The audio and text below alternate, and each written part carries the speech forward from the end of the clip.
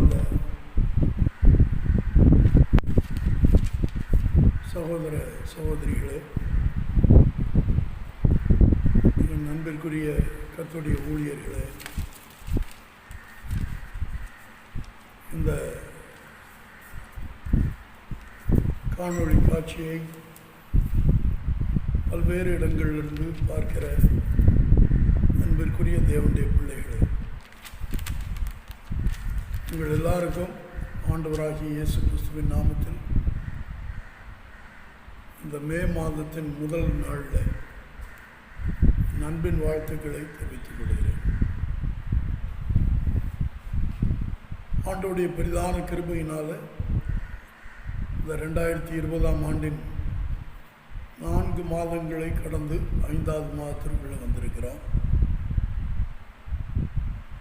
இதுவரை நம்மை நடத்தி வந்த கர்த்தருடைய தயவுக்காக கர்த்தருக்கு நன்றி சொல்லுவோம்.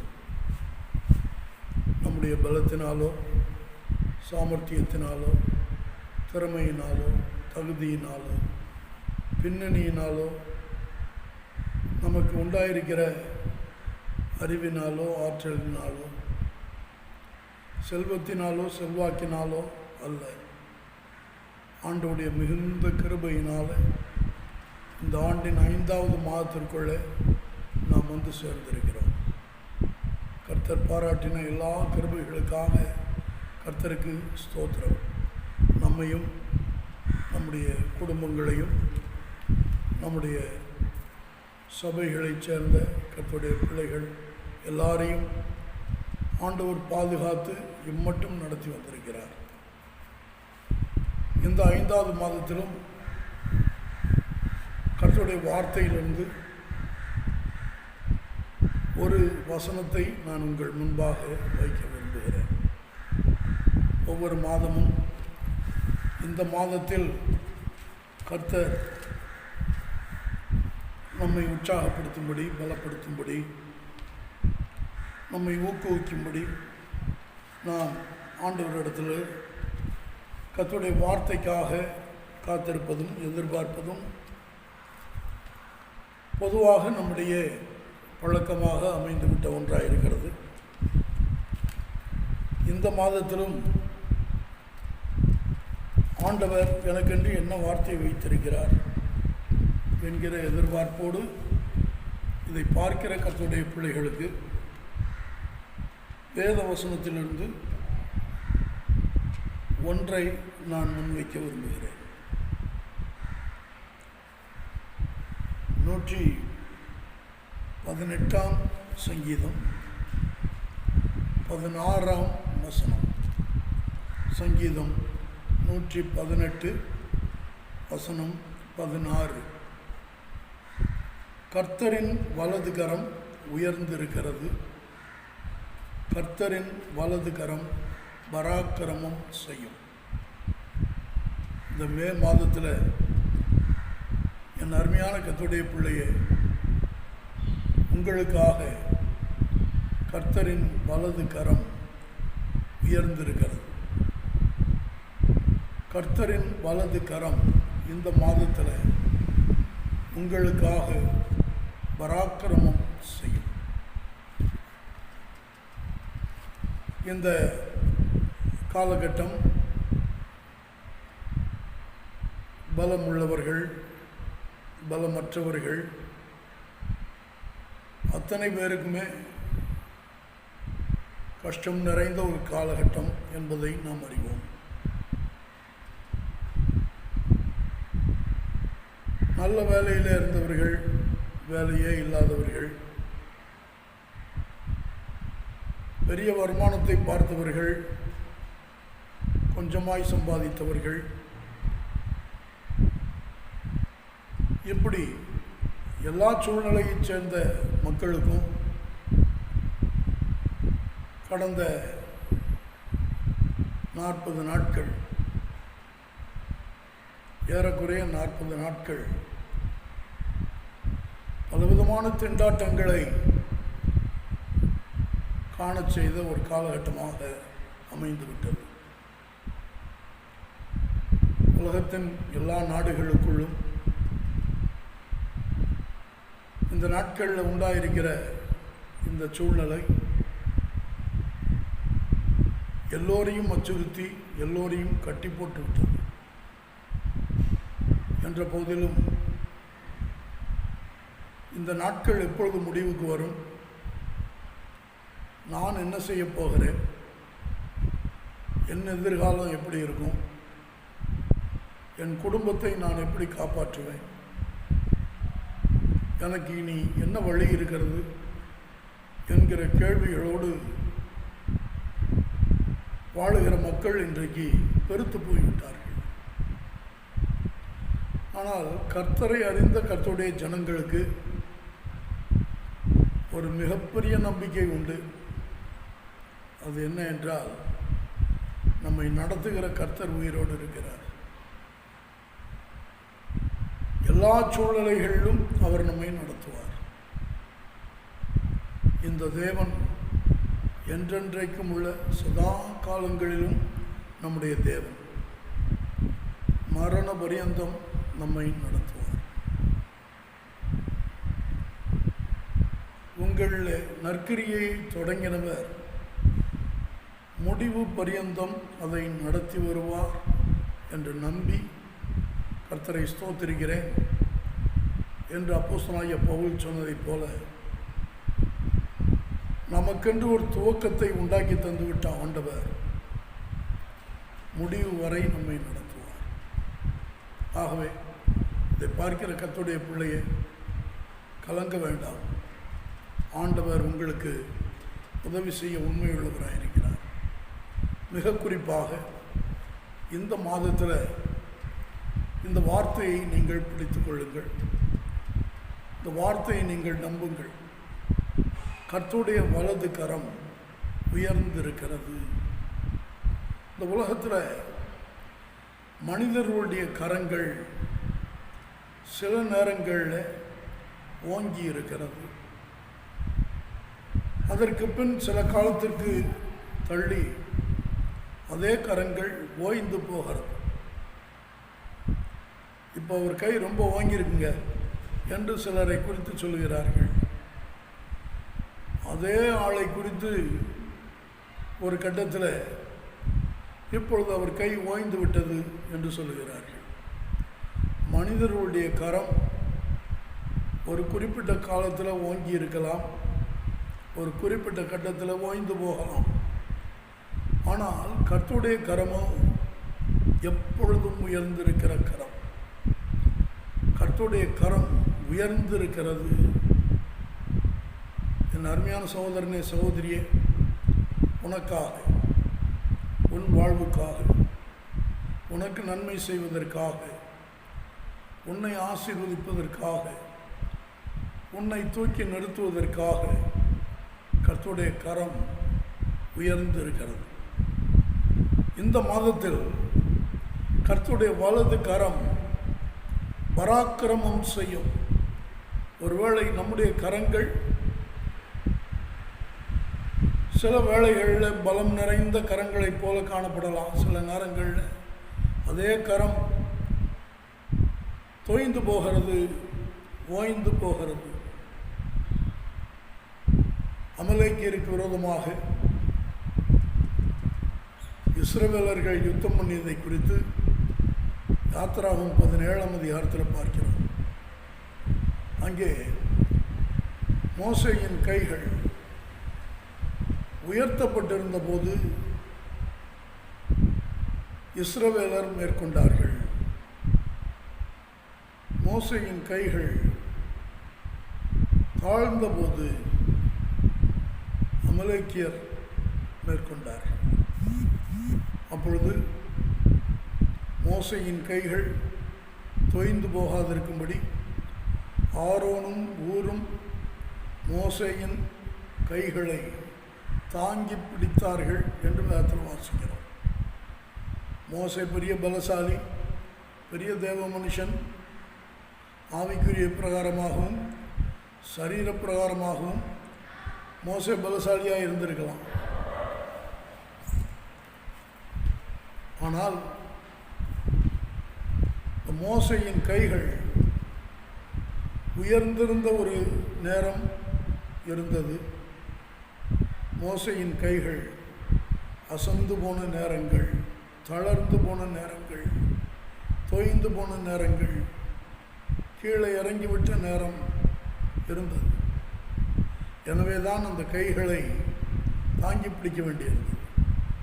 ஆனால் நம்மை உண்டாக்கின கர்த்தருடைய கரம் ஒரு காலம் தொய்ந்து போகிறதில்லை, ஒரு காலம் அது தொங்கி போகிறதில்லை, அது ஒரு காலம் சோர்ந்து போகிறதில்லை, அது ஒரு காலம் குறுகி போகிறதில்லை.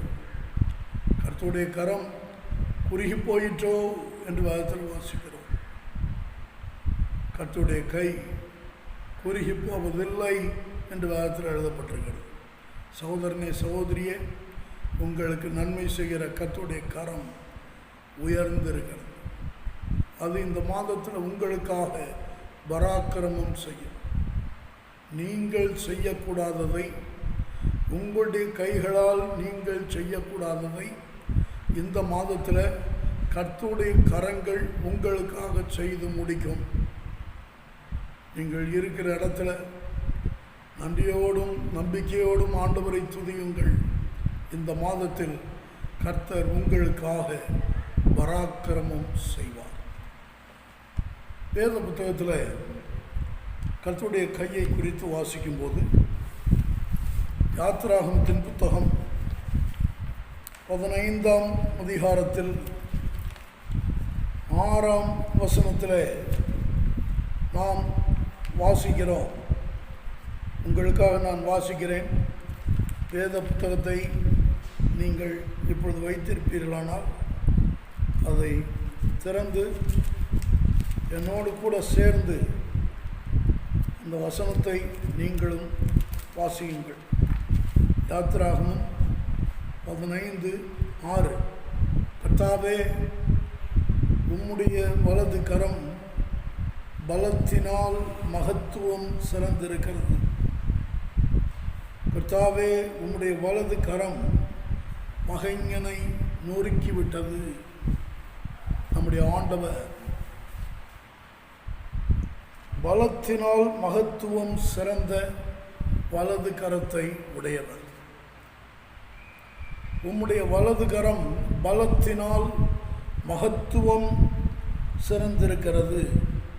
கர்த்தாவே, உம்முடைய வலது கரம் பகைஞனை நொறுக்கி விட்டது. உங்கள் வாழ்க்கையில் உங்களுக்கு எதிராக புறப்பட்டு வருகிற சத்துரு எப்பேற்பட்ட சத்துருவாக இருந்தாலும், எவ்வளவு பலமிகுந்த சத்துருவாக இருந்தாலும், ஆண்டவருடைய வலது கரம் உங்களுடைய பகைஞனை இந்த மாதத்தில் நொறுக்கி போடும். இஸ்ரவேல் ஜனங்கள் அடிமைப்பட்டிருந்த எகிப்து தேசத்தில் அவர்களால் தங்கள் பகைஞரை மேற்கொள்ள முடியாத நிலை இருந்தது.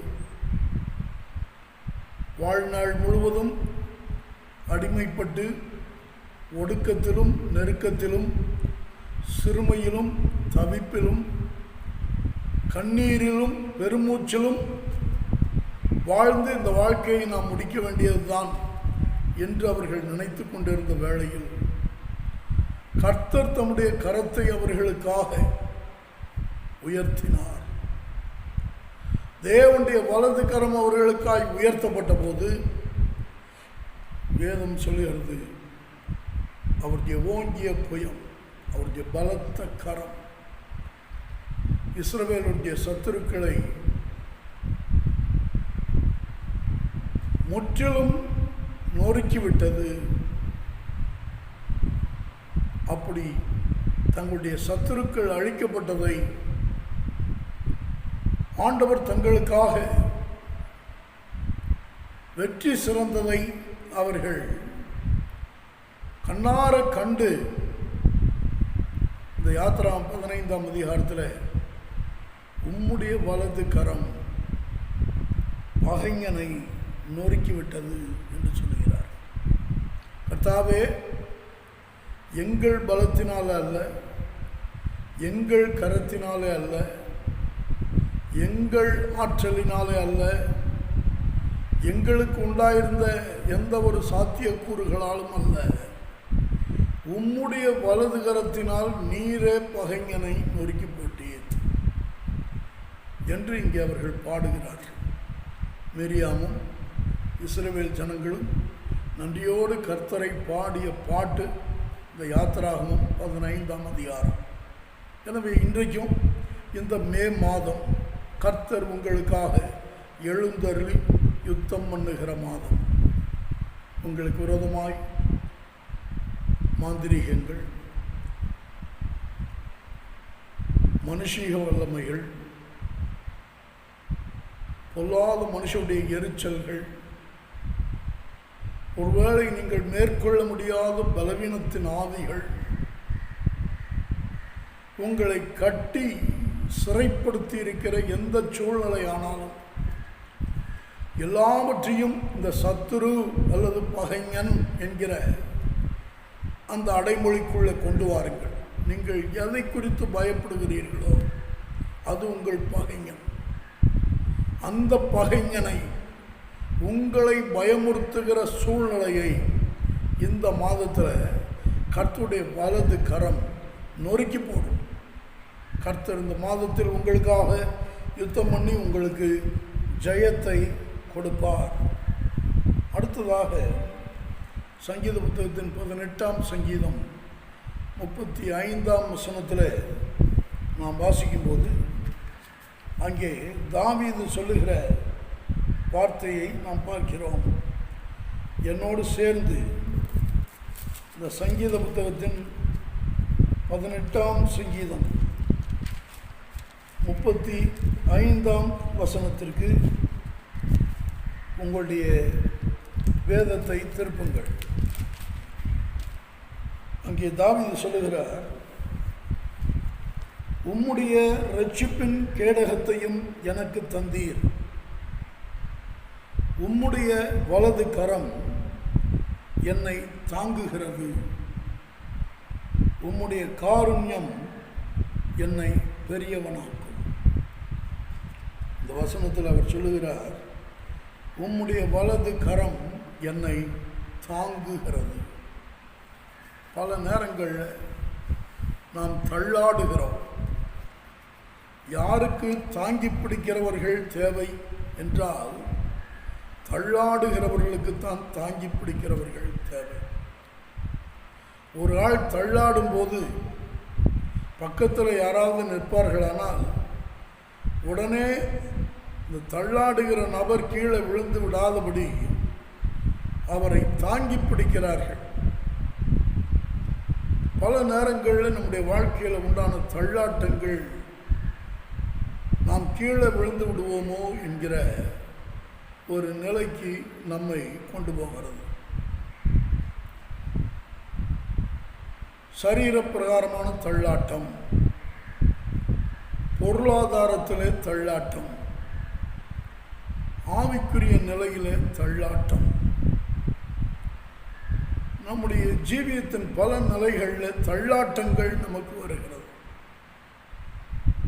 தள்ளாடும் போது பக்கத்தில் தாங்கி பிடிப்பதற்கு ஒருவரும் இல்லை என்றால் கீழே விழுந்துவிட ஏது உண்டு, காயப்பட ஏது உண்டு, இன்னும் அதற்கும் மேல் மோசமான நிலைக்கு போவதற்கும் ஏது உண்டு.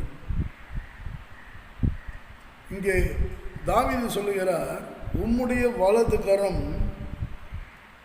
என்னை தாங்குகிறது.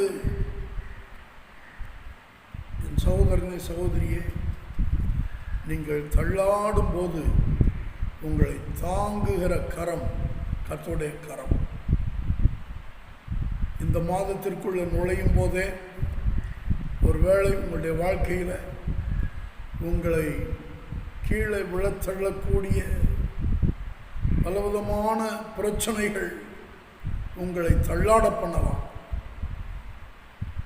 விழுந்து விடுவேனோ, நிற்க மாட்டேனோ என்கிற கேள்விகள் மனதில் எழலாம்.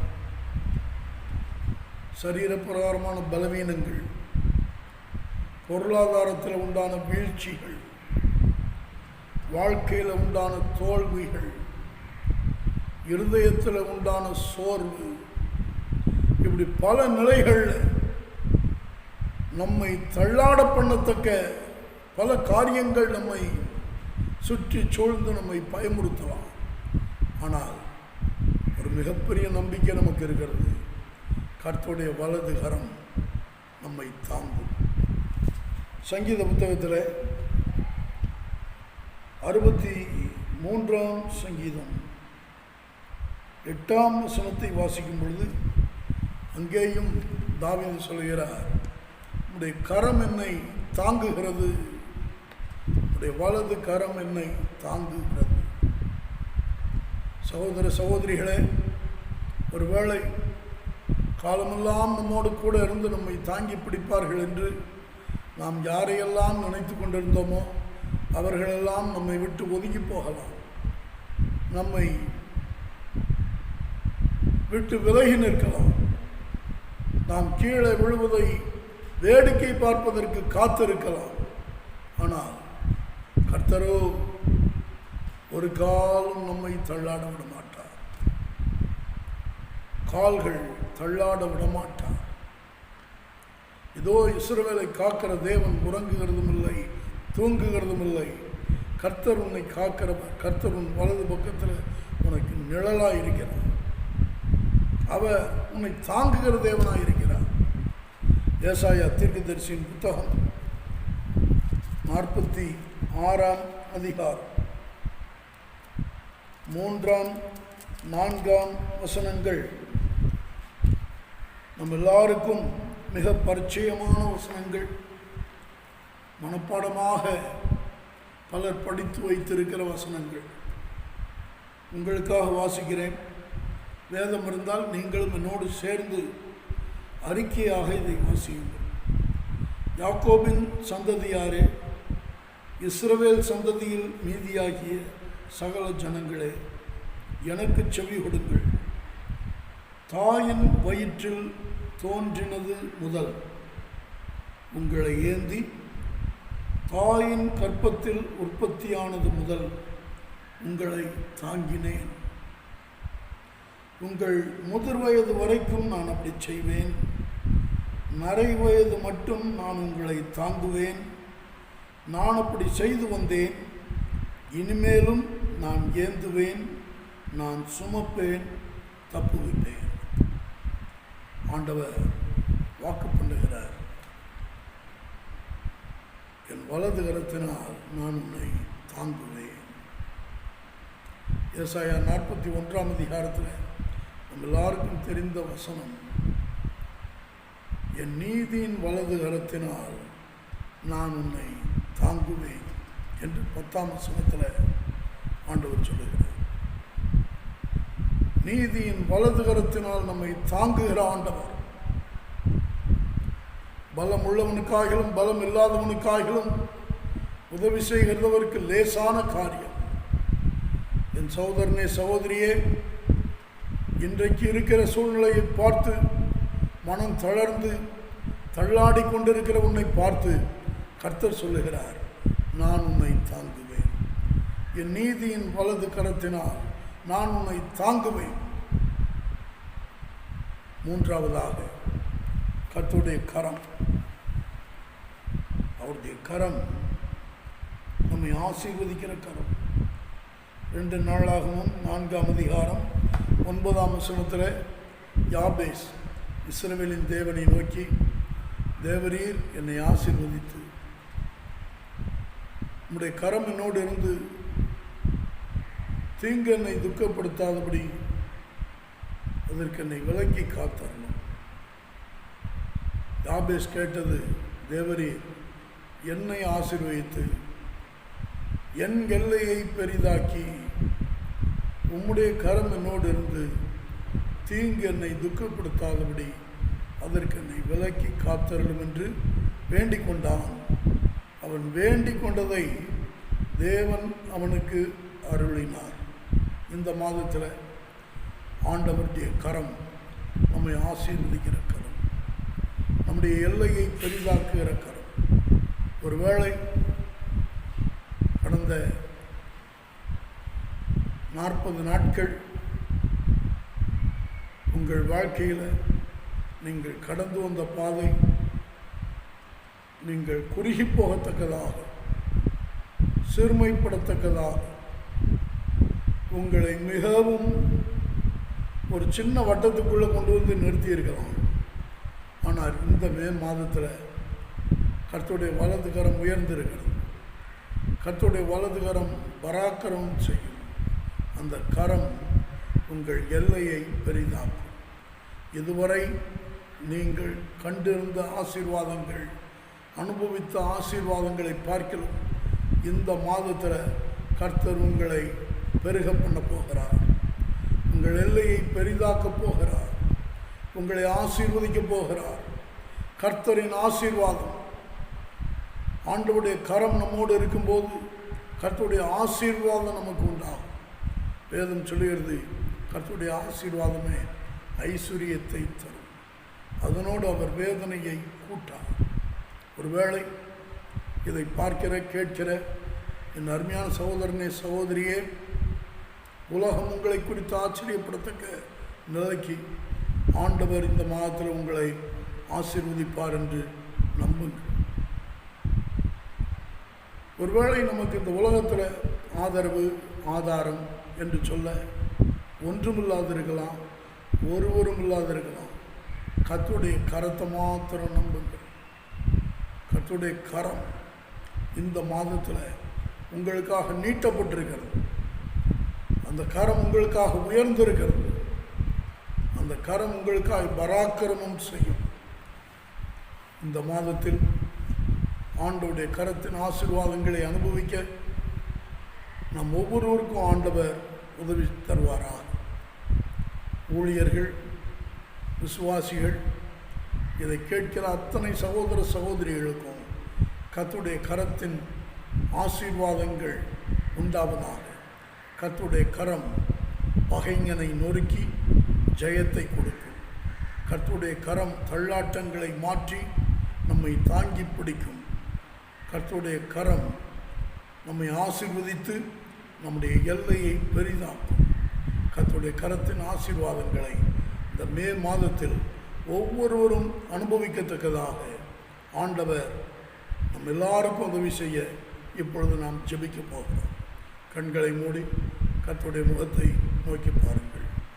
எங்கள் அன்பின் பிதாவே, இந்த நல்ல வேளைக்காக நாங்கள் உம்மை ஸ்தோத்திரிக்கிறோம்.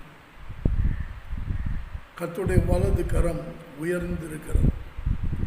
கர்த்தருடைய வலது கரம் பராக்கிரமம் செய்யும் என்ற வார்த்தையின்படி இந்த மாதத்தில் உம்முடைய கரம் உம்முடைய பிள்ளைகளுக்காக உயர்ந்திருக்கட்டும். உம்முடைய பிள்ளைகளுக்காக நீர் பராக்கிரமம் செய்யும். ஆண்டவரே, உம்முடைய பிள்ளைகளை பயமுறுத்துகிற சத்துரு, எப்பேற்பட்ட சத்துருவாக இருந்தாலும், ஒருவேளை அது சூழ்நிலையாக இருக்கலாம், ஒரு பொருளாதார பாதிப்பாக இருக்கலாம், சரீர பலவீனமாக இருக்கலாம், அல்லது எதிரிட்டு வருகிற எந்த சத்துருவின் போராட்டமாக இருக்கலாம். எதுவாக இருந்தாலும் இந்த மாதத்தில் உடைய பிள்ளைகளுக்கு உடைய கரத்தினால் உண்டான ஜெயத்தை நீட்டார். பல சூழ்நிலைகளால் தள்ளாடி கொண்டிருக்கிற ஒவ்வொருவருக்கும் இந்த மாதத்தில் கர்த்தருடைய கரம் தங்களை தாங்குகிறது என்பதை காணத்தக்கதாக ஆண்டவரே, உடைய கிருபை உடைய பிள்ளைகளை தாங்க, உடைய கரம் உடைய பிள்ளைகளை தாங்கி செபிக்கிறோம். இம்மட்டும் நான் உங்களை சுமந்தேன், ஏந்தினேன், தாங்கினேன், தப்புவித்தேன். இனிமேலும் உங்கள் முதிர் வயது வரைக்கும், உங்கள் நரை வயது மட்டும் நான் உங்களுக்கு அப்படியே செய்வேன் என்று உடைய வார்த்தையின்படி இதை கேட்டுக்கொண்டிருக்கிற ஒவ்வொருவருடைய சரீரங்களில் உண்டான பலவீனங்களை மாற்றி ஒவ்வொருவரையும் கர்த்தர் தாங்கும் ஆண்டுகிறேன், பலப்படுத்துகிறார். சரீரங்கள் அற்புதங்கள் நடப்பதாக, பலவீன கட்டுகள் உடைக்கப்படுவதாக. ஆண்டவரே, தள்ளாட்டங்கள், சோர்வுகள் எந்த நிலையில் உடைய பிள்ளைகளை எதிர்கொண்டாலும் அவைகள் எல்லாவற்றையும் நீர் அப்புறப்படுத்தி உடைய கரத்தினால் உடைய பிள்ளைகளை நீர் தாங்கும்படி செபிக்கிறேன். ஆண்டவரே, உடைய கரத்தில் நீர் வைத்திருக்கிற ஆசீர்வாதம் யாபேஸ் கேட்டது போல கேட்கிறார். தேவரீர் என்னை ஆசீர்வதித்து என் எல்லையை பெரிதாக்கி உம்முடைய கரம் என்னோடு இருந்து என்ற வார்த்தையின்படி ஆண்டவரே, உம்முடைய கரம் எங்களோடு இருந்து நீர் எங்களை ஆசீர்வதிக்க நாங்கள் ஜெபிக்கிறோம். எங்கள் எல்லைகளை பெரிதாக்க நாங்கள் ஜெபிக்கிறோம். எங்களால் எங்களுடைய எல்லைகளை பெரிதாக்க முடியாது, ஆனால் உம்மால் எங்களுடைய எல்லைகளை பெரிதாக்க முடியும். இதை பார்க்கிற ஒவ்வொரு ஊழியர்களுடைய ஊழிய எல்லைகளும் விரிவாகட்டும். சபைகள் ஆத்துமாக்களால் நிரப்பப்படுவதாக, ஊழியங்கள் வளர்ந்து பெருகுவதாக, தொழில் செய்கிற மக்கள், வியாபாரம் பண்ணுகிற மக்கள் ஒவ்வொருடைய தொழில்களிலும் வியாபாரங்களிலும் விருத்தி உண்டாகட்டும். இந்த மே மாதத்தில் ஆண்டவரே, நின்று போன தொழில்கள் ஏப்ரல் மாதம் முழுவதும் செய்ய முடியாமல் கடைகளை பூட்டி வைத்திருந்து ஆண்டவரே, தங்களுக்கு ஒரு வருமானமும் இல்லையே என்று ஏக்கத்தோடு தவித்து நின்ற வியாபாரிகள், தொழிலாளர்கள், உழைப்பாளிகள் யார் யார் இதை பார்த்து கொண்டிருக்கிறார்களோ அத்தனை பேருக்காக ஜெபிக்கிறோம்.